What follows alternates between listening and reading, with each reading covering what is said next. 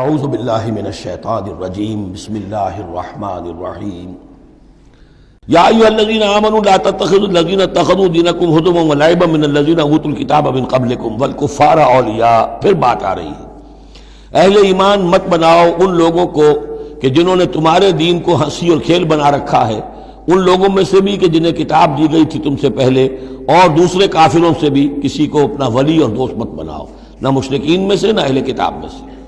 واتقوا اللہ ان کنتم مؤمنین، اور اللہ کا تقوی اختیار کرو اگر تم مومن ہو۔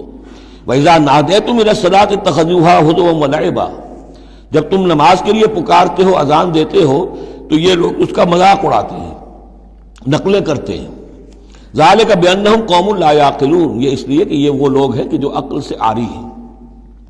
قُلْ يَا أَهْلَ الْكِتَابِ، ان سے کہیے اے نبی کہ اے کتاب والو، هَلْ تَنْقِمُونَ مِنَّا، آخر تمہیں کیا ضد ہو گئی ہے ہم سے، کس بات کا انتقام ہم سے لے رہے ہو؟ الا ان آمنا باللہ، سوائے اس بات کے کہ ہم ایمان لائے اللہ پر، وما انزل الینا، اور اس پر جو ہم پر نازل کیا گیا، وما انزل من قبل، اور اس پر بھی جو پہلے نازل کیا، وان اکثرکم فاسقون، واقعہ یہ ہے کہ تمہاری اکثریت جو ہے اب نافرمانوں پر اور ناہنجاروں پر مشتمل ہو چکی ہے۔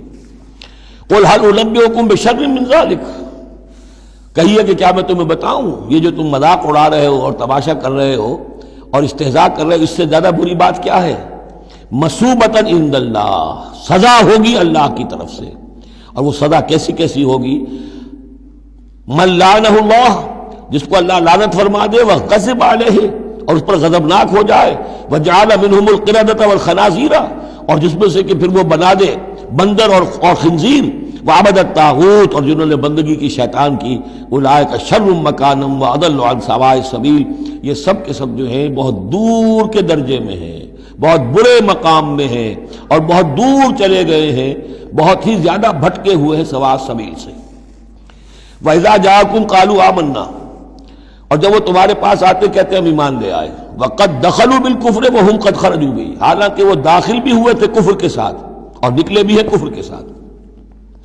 میرے نزدیک یہ اشارہ ہو رہا ہے انہی لوگوں کی طرف جن کا ذکر سورہ آل عمران میں ہے، جنہوں نے فیصلہ کیا تھا کہ صبح کو ایمان لاؤ، شام کو کافر ہو جاؤ، تو وہ داخل بھی ہوئے ہیں تو کفر کے ساتھ، نکلے بھی ہیں تو کفر کے ساتھ۔ وہ داخل ایک لمحے کے لیے بھی انہیں ایمان کی کوئی حلاوت نصیب ہوئی ہی نہیں، شعوری طور پر یہ فیصلہ کر کے کہ رہنا تو ہمیں اپنے ہی دین پر ہے، لیکن دھوکے کی خاطر اور اسلام کی اور اس دین کی جو ساکھ بن گئی ہے، اس ساکھ کو نقصان پہنچانے کی خاطر ہم یہ سازش کر رہے ہیں۔ وَإِذَا جَاءُوكُمْ قَالُوا آمَنَّا وَقَدْ دَخَلُوا بِالْكُفْرِ وَهُمْ قَدْ خَرَجُوا بِهِ وَاللَّهُ أَعْلَمُ بِمَا كَانُوا يَكْتُمُونَ، اور اللہ خوب جانتا ہے، خوب زیادہ واقف ہے جو وہ چھپائے ہوئے تھے۔ وَتَرَىٰ كَثِيرًا مِّنْهُمْ يُسَارِعُونَ فِي الْإِثْمِ، اور تم دیکھو گے ان میں سے بہت سو کو کہ بہت بھاگ دوڑ کرتے ہیں گناہ کے کاموں میں، والعدوان، اور ظلم کے کاموں میں، وَأَكْلِهِمُ السُّحْتَ، اور حرام کے کھانے پر، لَبِئْسَ مَا كَانُوا يَعْمَلُونَ، بہت ہی برا ہے وہ عمل جو یہ کر رہے ہیں۔ لولا ينهاهم الربانيون والاحبار عن قولهم الاسم واكلهم السحت، کیوں نہیں منع کیا اور کیوں نہیں منع کرتے ان کے درویش، ان کے صوفی، ان کے پیر و مرشد اور ان کے علماء ان کو گناہ کی بات کہنے سے اور حرام خوری سے۔ ہمارے پیر بھی حرام خوری سے روکیں گے نہیں، انہیں تو اس میں سے نذرانے مل جانے چاہیے، اللہ اللہ خیر صلی اللہ، کہاں سے کمایا، کیا کھایا، کہاں سے، اس سے کوئی بحث نہیں۔ لولا ینہاہم الربانیون، حالانکہ کام تو یہ تھا کہ اللہ والے جو ہیں وہ انہیں روکیں، منع کریں، نہیں المنکر، امر بالمعروف جو ان کا فریضہ تھا۔ لبئس ما کانوا یصنعون، بہت برا ہے وہ کام جو وہ کر رہے ہیں۔ وقالت الیہود ید اللہ مغلولہ، اور یہود نے کہا کہ اللہ کا ہاتھ بند ہو گیا۔ مطلب یہ کہ ایک تو اس کا مفہوم یہ ہے کہ اللہ کی رحمت جو تھی ہمارے لیے وہ ختم ہو گئی، اس لیے کہ یہ رحمت جو تھی نبوت کی ہمارے لیے تھی، مختص تھی، اور یہ اب یہ ہاتھ جو ہے یہ دست رحمت اللہ کا ہماری طرف سے بند ہو گیا۔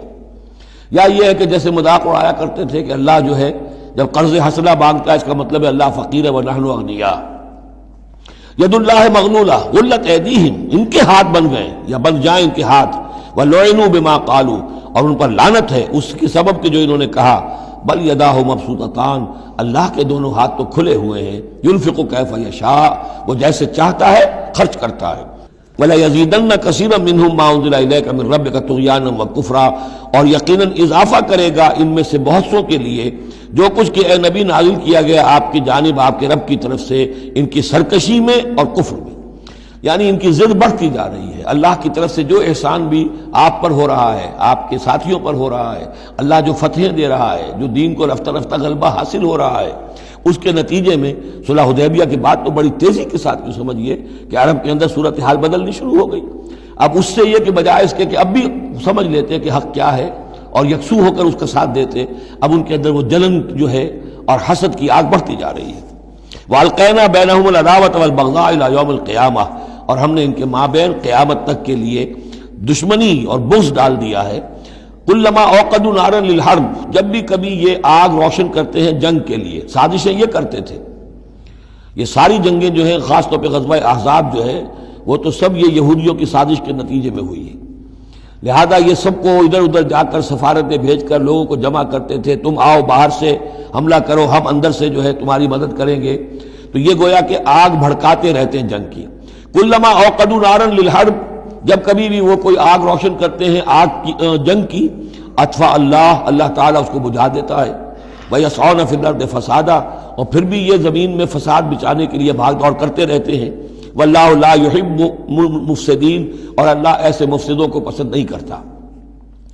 وَلَوْ أَنَّ أَهْلَ الْكِتَابِ آمَنُوا، اگر اہل کتاب ایمان لے آتے، وَاتَّقَوْا، اور تقوی کی روش اختیار کرتے، لَكَفَّرْنَا عَنْهُمْ سَيِّئَاتِهِمْ، ہم ان سے ان کی برائیوں کو دور کر دیتے۔ وَلَأَدْخَلْنَاهُمْ جنات النعیم، اور ہم لازماً انہیں داخل کرتے نعمتوں والے باغوں میں۔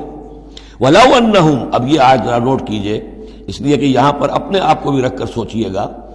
وَلَوْ أَنَّهُمْ أَقَامُوا التَّوْرَاةَ وَالْإِنْجِيلَ وَمَا أُنزِلَ إِلَيْهِم مِّن رَّبِّهِمْ لَأَكَلُوا مِن فَوْقِهِمْ وَمِن تَحْتِ أَرْجُلِهِمْ، اگر انہوں نے قائم کیا ہوتا تورات کو اور انجیل کو اور جو کچھ کہ نازل کیا گیا ان کی طرف، ان کے رب کی طرف سے، یہ کھاتے اپنے اوپر سے بھی اور اپنے قدموں کے نیچے سے بھی۔ یعنی ہم نے تورات دی تھی تو اس لیے دی تھی کہ ایک تو رکوع آ چکا، 7واں رکوع، کہ وہ فیصلے سارے کیے جائیں تورات کے مطابق۔ اس سے اگلی بات کیا ہے؟ تورات کے نظام کو قائم کرو۔